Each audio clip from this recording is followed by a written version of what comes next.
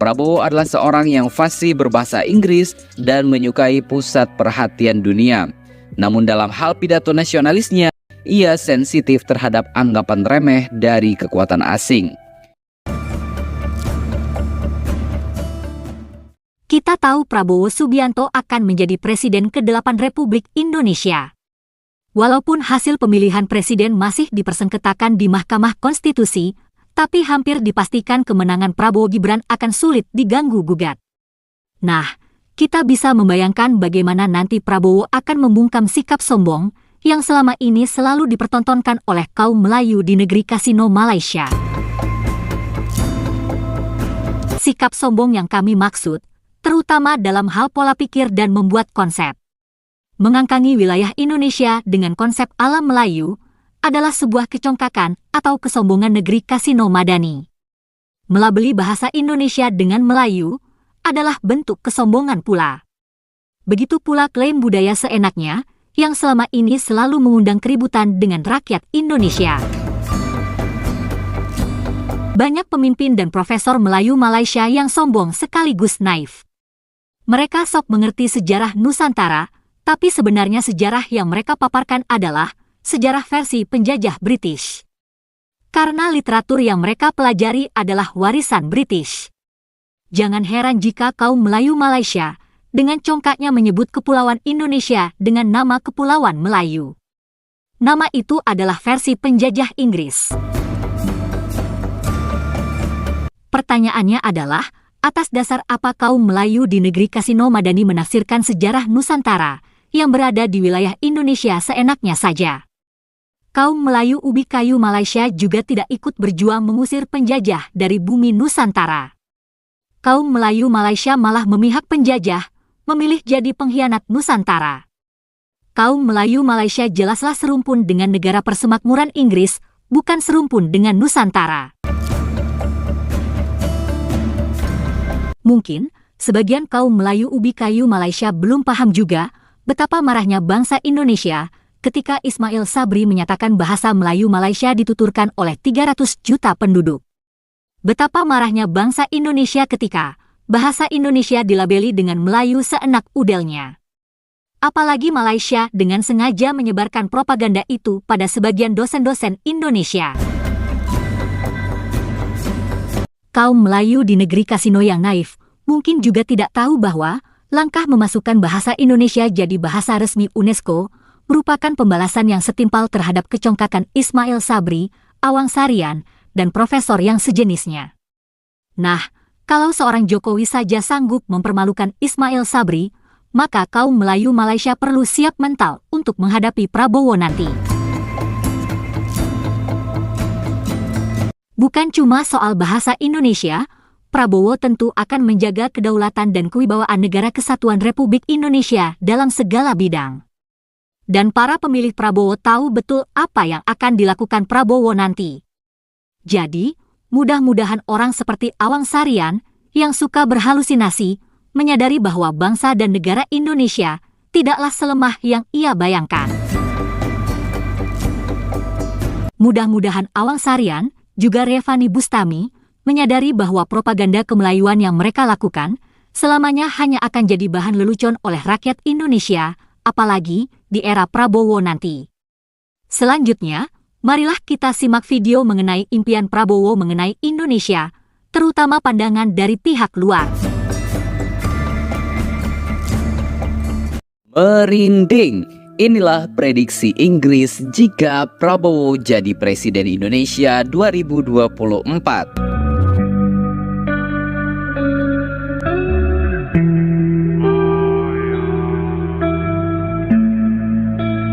Sebuah lembaga asal Inggris memprediksi nasib Indonesia jika dipimpin oleh Prabowo Subianto. Lembaga asal Inggris yang mengulas tentang nasib Indonesia ini jika dipimpin oleh Prabowo adalah Chatham House dengan judul artikel Continuity Prabowo Means Change for Indonesia. Opini ini ditulis oleh Direktur Asia Pasifik Ben Bland yang mengawali opininya dengan berkisah tentang apa yang dia rasakan ketika makan malam bersama Prabowo pada tahun 2013 yang lalu. Dalam pernyataannya, Tahun itu Prabowo mengatakan akan mengguncang dunia apabila dirinya terpilih jadi orang nomor 1 di Indonesia.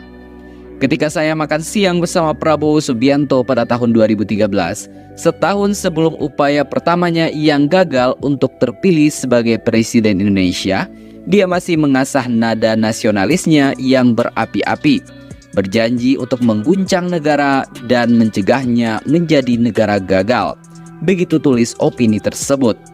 Ia kemudian menulis bahwa Prabowo akan mempunyai instingnya sendiri dalam hal pemerintahan, meskipun hanya ada sedikit pembahasan rinci mengenai kebijakan dalam kampanyenya.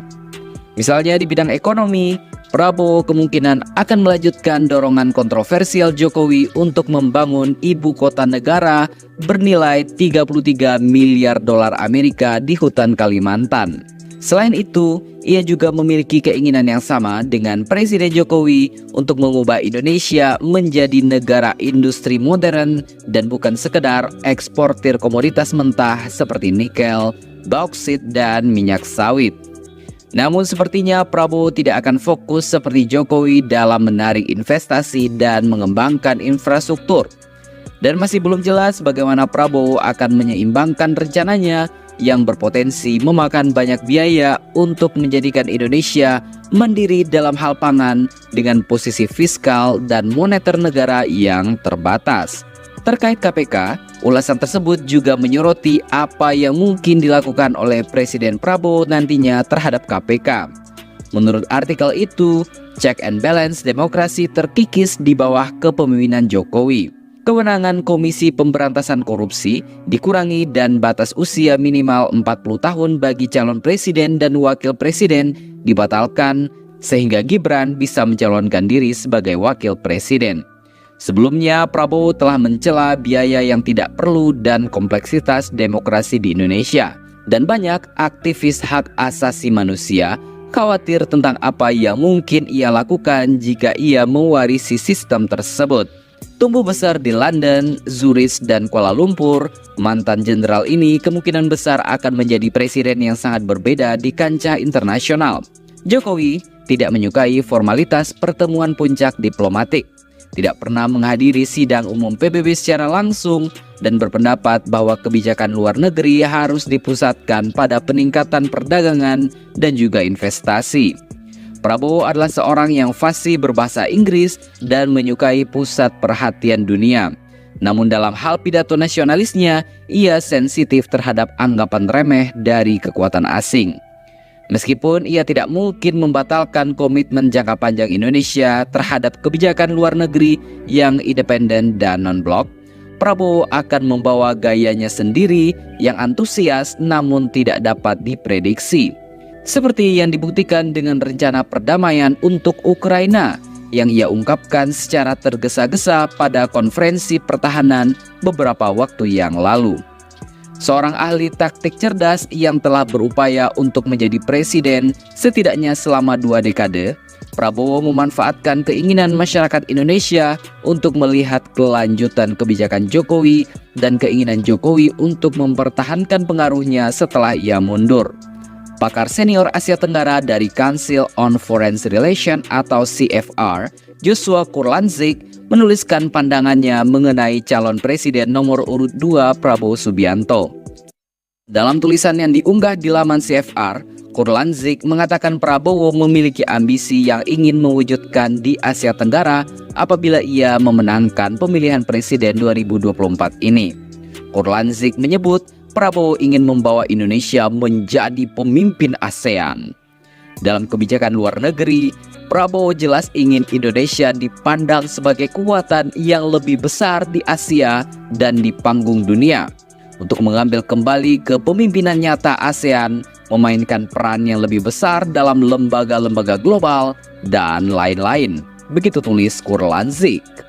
Kurlantzick juga menyebut Prabowo dalam hal ini tidak akan mengambil jalan yang berseberangan dengan Presiden Joko Widodo terkait upaya menyeimbangkan hubungan RI dengan Amerika Serikat dan China.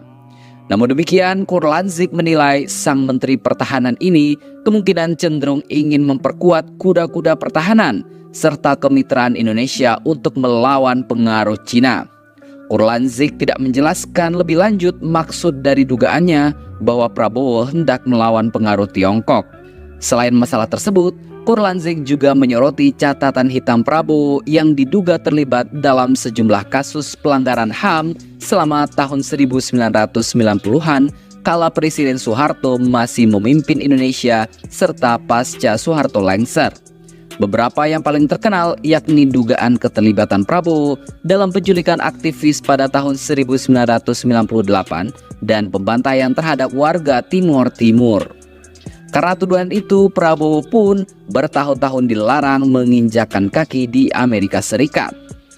Dengan segala kontroversinya itu, Prabowo kini berupaya mengubah wajah lamanya dengan yang baru. Namun demikian, Kurlanzik sangsi bahwa Prabowo sudah betul-betul berubah dari dirinya di masa lalu yang pernah meremehkan demokrasi.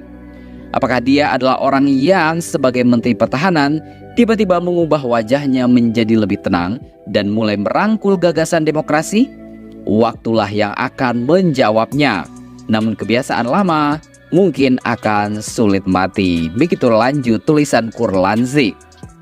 Dari sini bisa kita sama-sama simpulkan sendiri bagaimana Indonesia ke depannya jika Presiden Indonesia adalah Bapak Prabowo Subianto. Begitulah guys, pandangan pihak luar mengenai Presiden ke-8 Indonesia, Prabowo Subianto. Terima kasih sudah menonton sajian kami, sampai jumpa lagi.